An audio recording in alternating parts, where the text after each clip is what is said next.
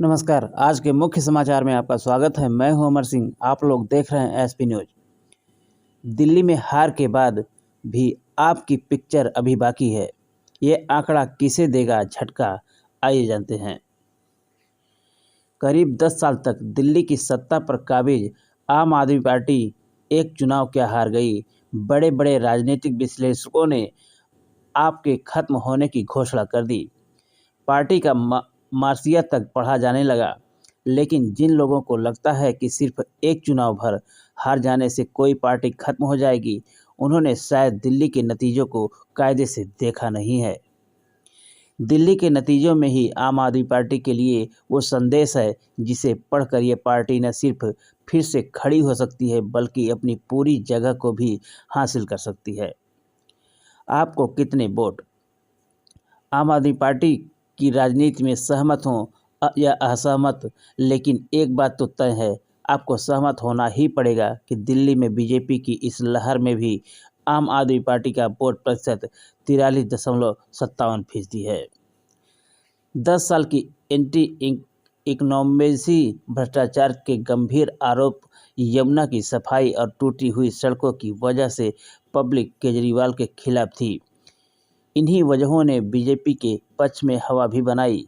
इसके बावजूद बीजेपी और आम आदमी पार्टी के वोट प्रतिशत में 2% से भी कम का अंतर है।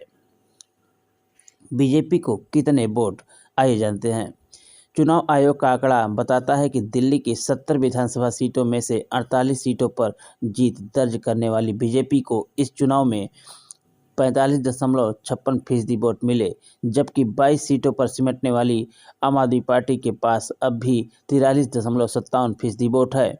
इतनी भारी एंटी इनकमेंसी, इतनी भारी नाराजगी के बाद भी 2020 की तुलना में आपके वोट प्रतिशत में 10% की गिरावट आई है, जबकि लहर के बावजूद बीजेपी 2020 की तुलना में 7% वोट ही ज़्यादा हासिल कर पाई है।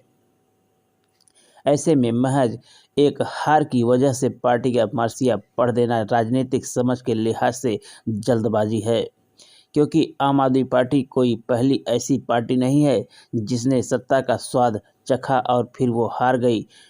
इस देश में जितने भी कद्दावर नेता रहे हैं, चाहे वो अटल बिहारी वाजपेयी हों या फिर इंदिरा गांधी, सब चुनाव हारे हैं। सबकी पार्टी चुनाव हारी है और इसके बाद भी उन्होंने वापसी भी की है।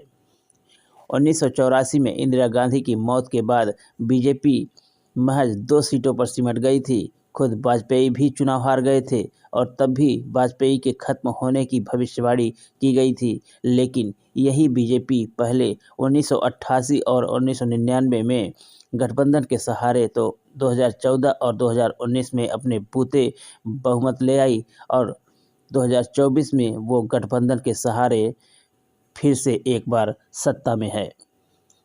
कांग्रेस के साथ भी यही हुआ था। 1977 में आपातकाल के बाद हुए चुनाव में न सिर्फ कांग्रेस हारी बल्कि इंदिरा अपना खुद का चुनाव हार गई।